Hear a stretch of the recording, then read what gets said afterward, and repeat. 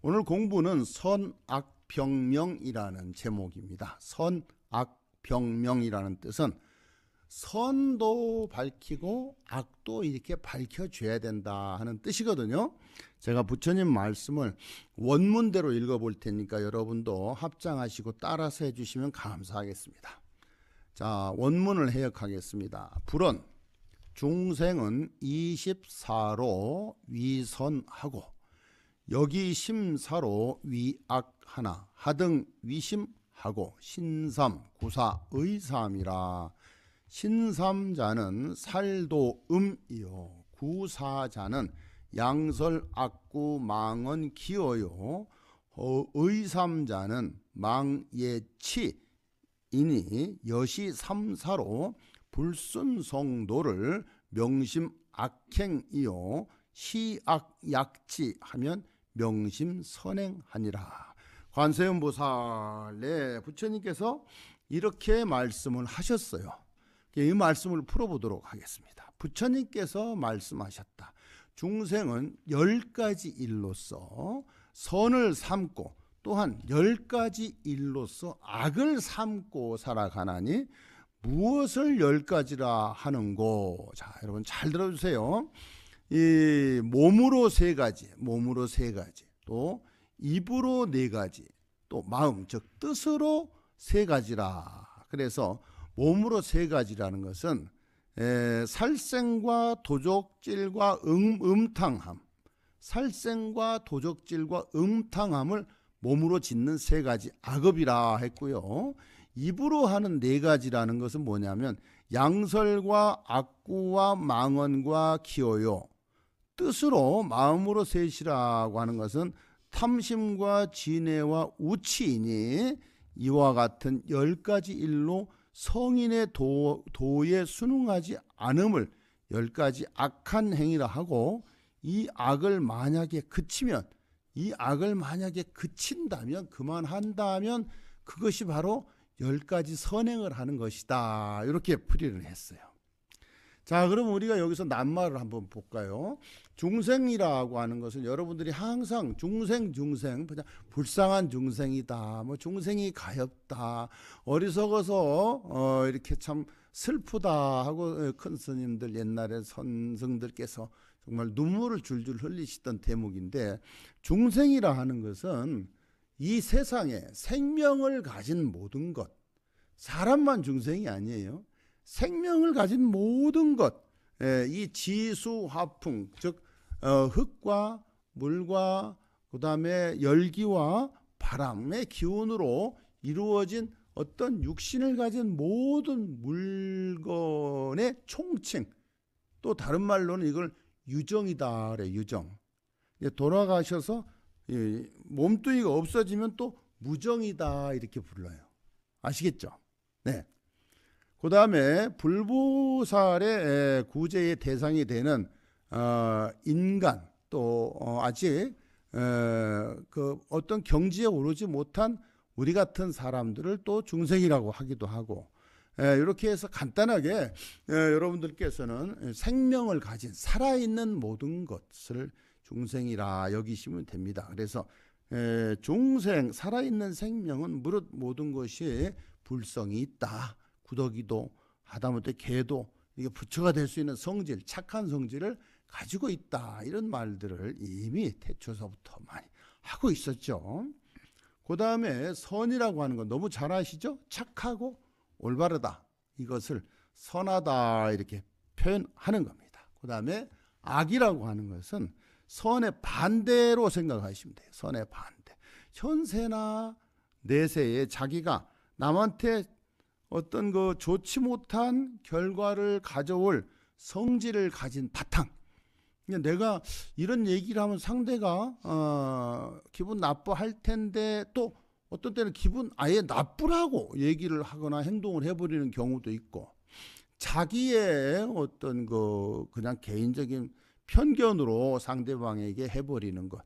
저도 많이 그렇게 합니다. 그러고 나서 정말 5분도 안 가서 후회를 또 하고 있는데, 제가 성격이 O형이다 보니까 급해서 그런 것 같습니다. 저에게 상처 입은 모든 생령들께 오늘 참회의 합장을 300 올리겠습니다. 네. 살이라고 하는 거 살. 여러분들 잘 아시죠? 옛날에 역사 사극 같은 것도 보면 왜 살생부 해가지고 거기에 적힌 사람 모조리 이렇게 참수하고 죽이고 했던 살이라는 것은 살생을 뜻합니다. 살생. 예. 생이라는 것은 산다는 뜻. 그 다음에 살이라는 것은 살생, 죽인다는 뜻. 산 목숨을 죽이는 것을 살이라고 합니다. 그 다음에 도라는 것은 투도, 불여치라고 하는데, 즉 남의 것을 취한다는 뜻입니다. 네, 이것은 의미하다. 다시 말하면 다른 사람이 나에게 주지 않는 것을 내가 억지로 취하거나 뺏어오거나 훔쳐가는 행위. 그래서 도적질할 때 이 도자를 쓰는 것이죠. 그 다음에 6번째, 음이라고 하는 것은 음탕한 욕심, 즉 호색하는 마음. 내 어떤 나의 관계되지 않은 이성을 이 어떤 음심을 드러내는 이런 것을 음흉하다 내지는 금하다 이렇게 표시하죠. 네. 또 부부간이라고 해도 이렇게 싫어하는데 억지로 어떤 행위를 강요하는 것, 이런 것들도 다 그 음심에 해당이 되는 거고요. 7번째 양설이라고 하는 것은 양설, 그 혀가 2개라는 뜻이나 똑같아요. 양설, 이 말 했다가 저 말 했다가, 이쪽 가면 이쪽 칭찬하고 저쪽 가면 또 저쪽 칭찬하고, 칭찬하는 건 좋은데 이쪽 가서 저쪽 비난하고 저쪽 가서 또 이쪽 비난하고, 요거 이간질하는 행위를 양설한다, 이렇게. 그러니까 양설하면 이간질한다. 아주 정말 하지 말아야 될 것.